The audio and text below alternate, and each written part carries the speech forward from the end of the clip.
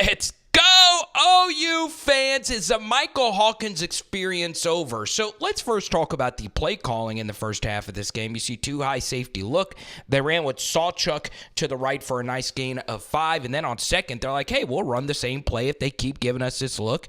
We're going to run on the two high safety. And even Barnes can run through gaps that wide open. Obviously, Barnes hadn't really been that good this year, and he picks up the first down. You are in the extended red zone. No bueno at all. So Texas elects to stay in too high, and this time you're taking a play-action shot right here, all right? This is basically a two-man route, all right? Take a look at the verticals there. It's not, and you can see he is staring down this comeback route the entire way. You've got as clean of a pocket as you want here on this three-man rush, and this is Texas basically telling you, we don't believe Michael Hawkins can throw, right? Because you have 4 essential QB spies underneath. This is as easy of a comeback route as you will ever see, okay? But look at this ball location. Wide open to the point where he's able to lock in on this guy. So step up, step up, step up. So a lot of crow hops, and you see his footwork here isn't the best, right? You want this foot probably a little bit more in this direction. You can see he just kind of pushes it. Obviously not the cleanest release you'll ever see. It's a push. This ball is an absolute wobbler. And, man, that is a huge, huge, huge miss. All right, so the Oklahoma defense had it going, picking off viewers, getting a turnover. Danny Stutzman made a really nice play. So now we get to here. I love this play design. I really do. Roll out left after looking to the left and then just sinking the running back to the right. You're normally throwing this, but he did a good job not throwing it because he was covered. And then he finds a wide open receiver here on the run. Okay. And 7. Oh, God, that's a good open field tackle by Derek Williams. All right. So now you're in plus territory. First down, play action fake. Let's roll this thing out to the right. So if you're rolling this right, can you throw this? You can, but he likes not to. That's okay. Don't want to force anything. Steps up into the pocket, and guess what? Your backside is open right here, okay, on the comeback, and you don't want to throw that. So now he works back to the open initial receiver, and he does get it there for a nice little gain here on first down. Good stuff. Yeah, so Oklahoma, I can't put this on Hawkins here. If they are playing man coverage across the way, with multiple spies, somebody's just got to get open, okay? And you'll see here, nobody is open. Absolutely, positively nobody.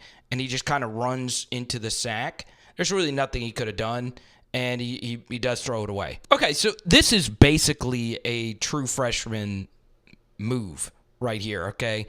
So they are running stop, and a little jet right here. So this is a little stop right here. This is a little stop right here. So your job is to read this player, okay? So if he plays a flat, you've got to throw this, okay? The issue is, as a freshman, you have just the inclination of moving a little bit closer to shorten the distance on this throw. But honestly, you've got to play on time and throw this. Now, it's hard for me to see exactly where this corner is, but it is there, okay? So, you don't want to throw that? Y'all, the pocket is clean, all right? And a lot of young quarterbacks make this mistake. It's just an automatic rollout to the right every single time when you have a lot of yards right here with the check down. A lot, okay? And what quarterbacks do is, especially ones that could run, they always have the tendency to roll out to the right side, okay? Now, this is really good film study from Texas. You see, they're mush rushing, right? They're not actually even getting upfield.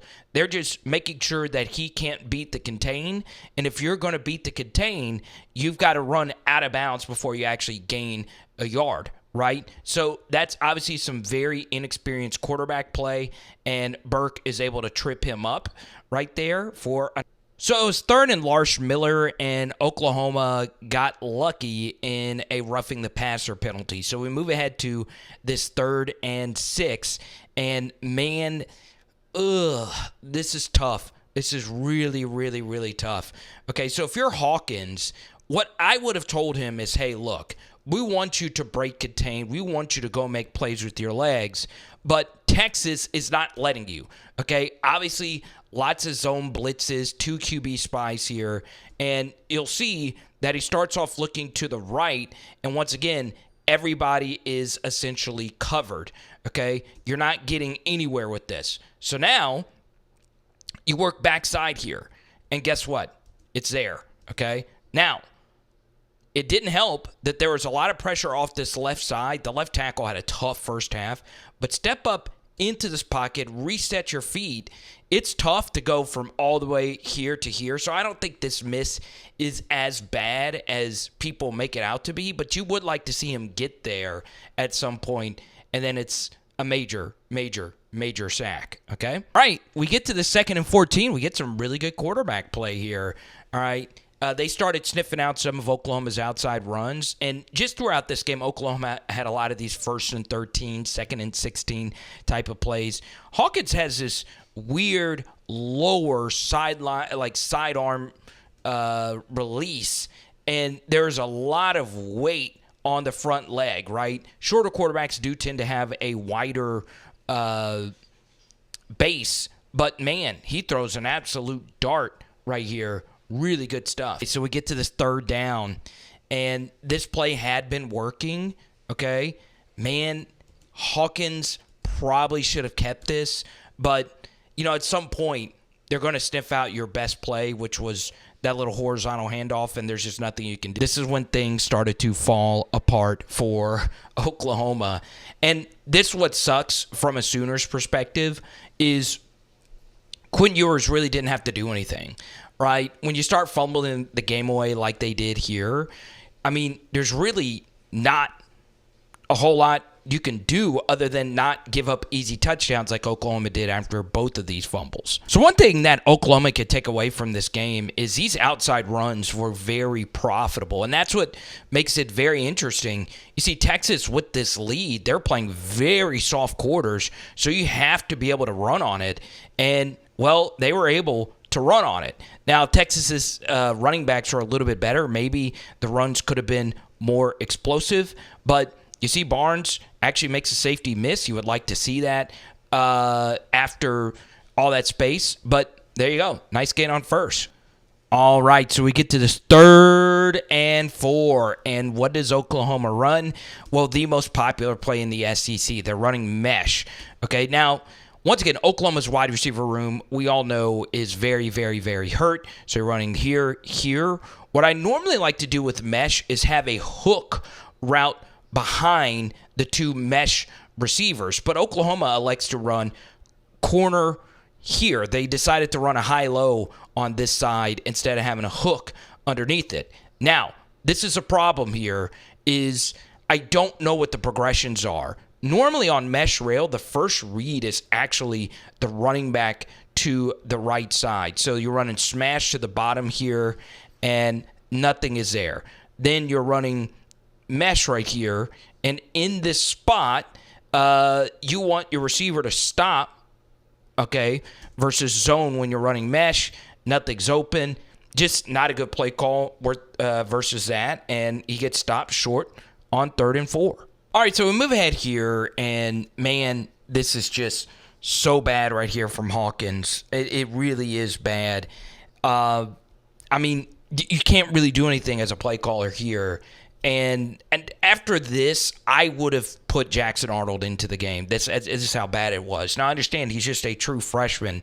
This is not hard at all, okay? There is a clear coverage bust, and you're looking directly at it. I mean, you are looking directly at it. You are looking directly at it. Throw it. I don't know what that is. Throw it. Rip it. Rip it. Rip it. You can still rip it. You in fact could still throw this right here, and he eats this sack. Why?